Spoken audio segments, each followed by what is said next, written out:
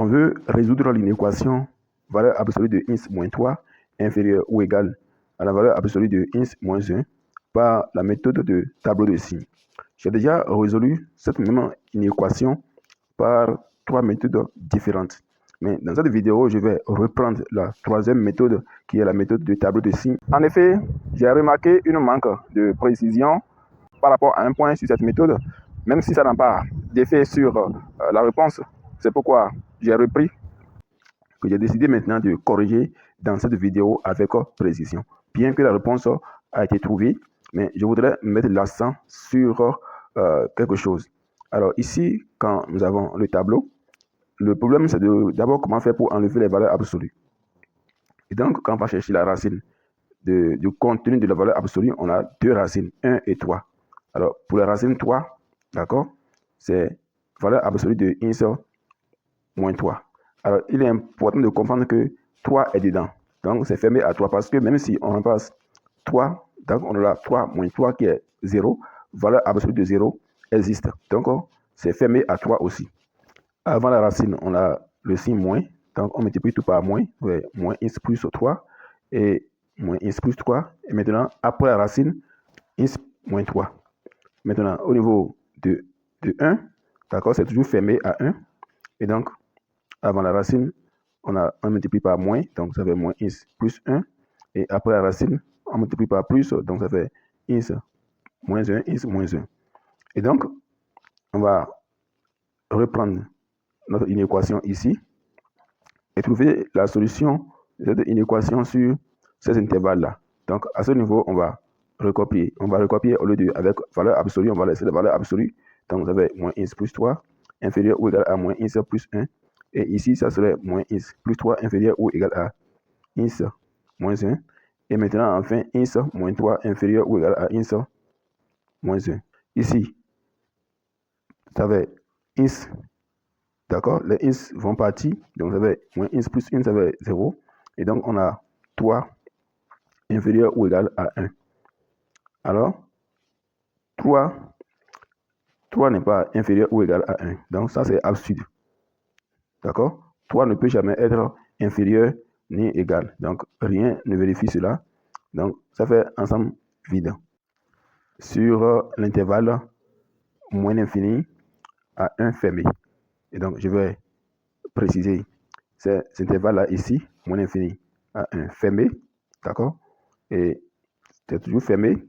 Et fermé à 1 maintenant, fermé à 3 aussi. Et enfin, fermé à 3 à plus infini. Sur l'intervalle là, ça fait, donc on va ramener le moins, le plus x là ici, dans le premier membre, ça va faire moins x, d'accord, inférieur ou égal à moins 1. Donc on ramène le 3 de l'autre côté, ça fait moins 3. Donc moins x, ça fait moins 2x, inférieur ou égal à moins 1, moins 3, moins 4. Vous avez moins devant. Ici, qui nous dérange un peu, donc ce qu'il faut faire, c'est de multiplier toutes les inégalités par moins 1. Et donc, ça va faire changer le sens de l'inégalité, d'accord, qui va devenir 2x supérieur ou égal à 4. Donc, le x va donner maintenant 4 sur 2, ce qui nous donne x supérieur ou égal à 2. Donc, on a x élément de l'intervalle fermé à 2 à plus infini. Alors, maintenant, on devait restreindre, d'accord, notre ensemble de départ de cette solution-là.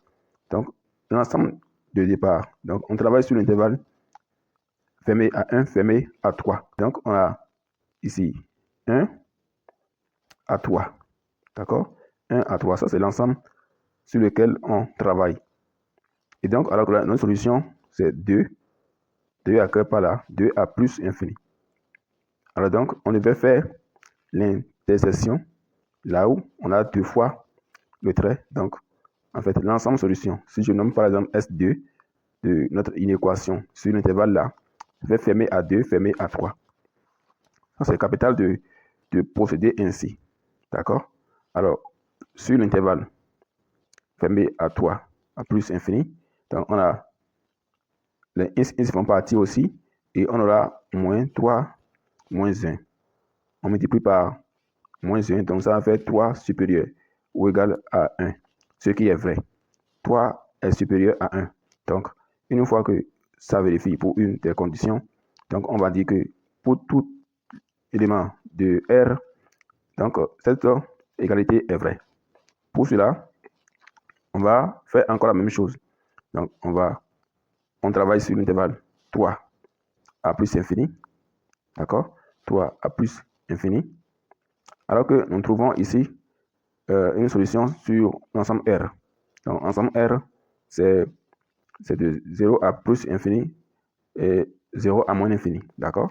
Donc, on va prendre la partie qu'on a deux fois le trait. Dans l'ensemble solution S3, c'est l'intervalle fermé à 3 à plus infini. Et donc, on a soit SR, l'ensemble solution de notre inéquation. Et donc, l'ensemble solution ici devait être l'union de ces deux intervalles-là. Donc, l'union de 2 fermé à 2 fermé à 3, union fermée à 3 à plus infini.